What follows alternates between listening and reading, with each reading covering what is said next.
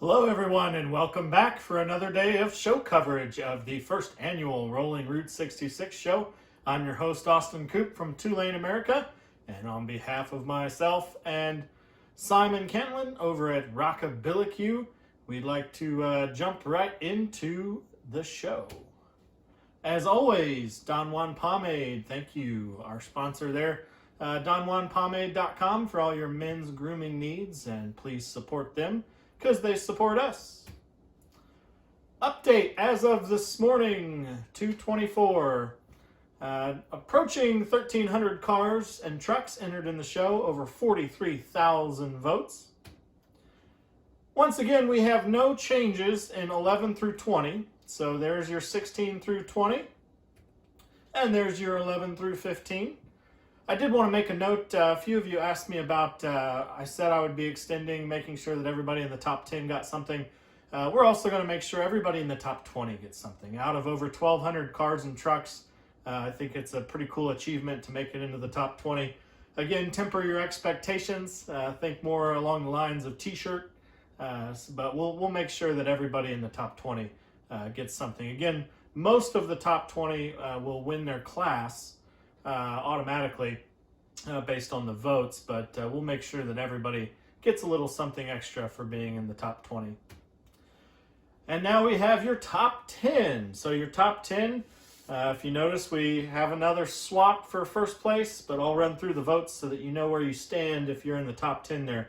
In 10th place, Sue Rubin, 745 votes. 9th place, Dennis Vaughn, 764 votes.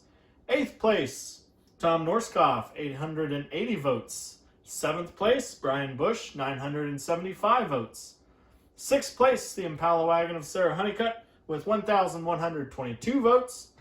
5th place, the Mustang of Gary Foster, 1,374 votes.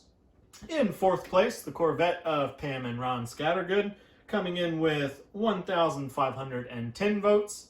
3rd place, the beautiful Mustang of Ricky Napick with 1,519 votes. And falling back to 2nd place, JC Galloso's Trans Am with 3,059 votes, which means your leader is now Scott and Connie Bosey with 3,446 votes. So obviously a real dogfight for the top spot there, as both Scott and Connie and JC are really duking it out for first place. So pretty exciting stuff there. Today we're going to dive back into Arizona. We're going to go through some of the most iconic places on Route 66, some places that you've probably seen or heard of, even if you didn't realize that you've seen or heard of them. Our first stop today is going to be the town of Seligman, Arizona. So Seligman, Arizona, to make a long story short, after the highway bypassed Seligman, the town started to wither on the vine. There for a while, I'd always heard that they couldn't afford to keep the streetlights on. The town was in bad shape. And a family, in particular, that brought it back. You're looking at one member of the family, the Snowcap Drive-In there. It's hard to describe the Snowcap if you've never been there. Tricks and pranks and fun, and it's food mixed with humor. Just a wonderful, iconic spot.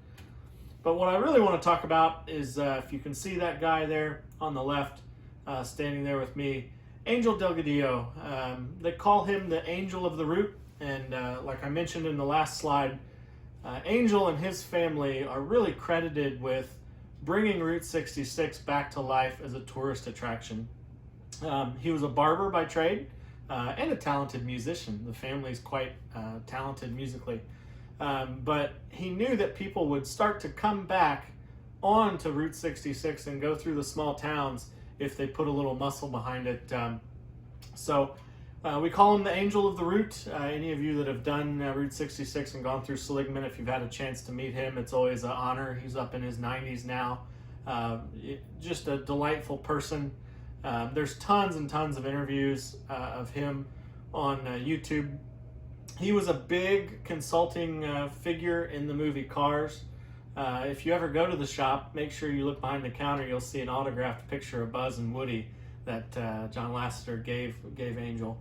At the end of our show coverage today, I'm going to show a real quick, short little 30-second. It was supposed to be So it was a contest for Super Bowl commercials, and this was a filmmaker's entry into the contest. Sadly, it didn't win, so it was never seen during the Super Bowl, but thanks to YouTube, we're going to let you have a look at it. It is a Chevy commercial, so I know some of you might bristle if you're a Ford, Dodge, or import guy, but it's a great little commercial. So the rest of Seligman is also great. I don't want to just focus on Angels. There's tons of other fun gift shops and restaurants and things like that in town. So Seligman is definitely a favorite of ours in Arizona. If you leave Seligman and stay on Route 66, you get some of the more scenic driving, in my opinion, on Route 66. You go through a lot of Native American lands. There's some Burma shave signs. There's Grand Canyon Caverns, which is just like it sounds, is some cave system that you can go through. And finally, just before you get to Kingman, you'll come to Hackberry General Store. If you remember way back when we first started, I mentioned Bob Waldmeyer, the mural artist. So Bob Waldmeyer, I believe, actually owned Hackberry General Store for a while. But it's just everything you'd hope from a rural country store. You know, gift shop. Sometimes they'll have guys live music out front. There's always cars and motorcycles and trucks and buses, all sorts of people coming in. Just one of those iconic stops that you have to go to on Route 66. And again, that'll shoot you into Kingman, Arizona. Again, trying to move quickly through this stuff. So much to mention about Kingman.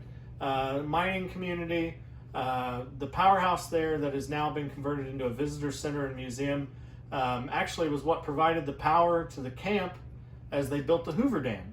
But Kingman, Andy Devine's from Kingman. Clark Gable got married in Kingman, I do believe. Mr. D's, you can see in the picture there, is another iconic diner that we like to stop at. So again, just scratching the surface here, just scratching the surface. But as you leave Kingman, if you stay on 66 there, you end up at Cool Springs. So Cool Springs is kind of your last chance. Back in the day, it was your last chance to really prepare for the climb up to Oatman. Today, it's a super funky, fun gift shop, and obviously a great photo op you can see with the Rooses and their Corvette there. Makes a heck of a photo stop. And again, that's going to take you on a scenic drive. If you're scared of heights, it can be a little harrowing, but that takes you to the mining town of Oatman. Long story short, when the mine shut down, all the burros that they had that they were using in the mines, they just left them. And so now the entire town is full of wild burros. So again, just fun to be had all around. So again, scratching the surface. Head over to the show page there for more information about Route 66 in Arizona. And again, we're going to show a 30-second video that I think you'll enjoy with Angel. And then, as always, walk through the car show field. So just a few more days of show coverage to go as we are headed very quickly towards the Santa Monica Pier. So we'll see you tomorrow and enjoy the rest of the video. I've lived on Route 66 for 84 years. When the interstate opened, my town died overnight. I fought 10 years so the world would never forget America's Main Street. Just as the train and railroad shaped America, so did Chevy and Route 66. At Chevy, we're moving forward without forgetting the past. That's why we celebrate heroes like Angel, the guardian of Route 66.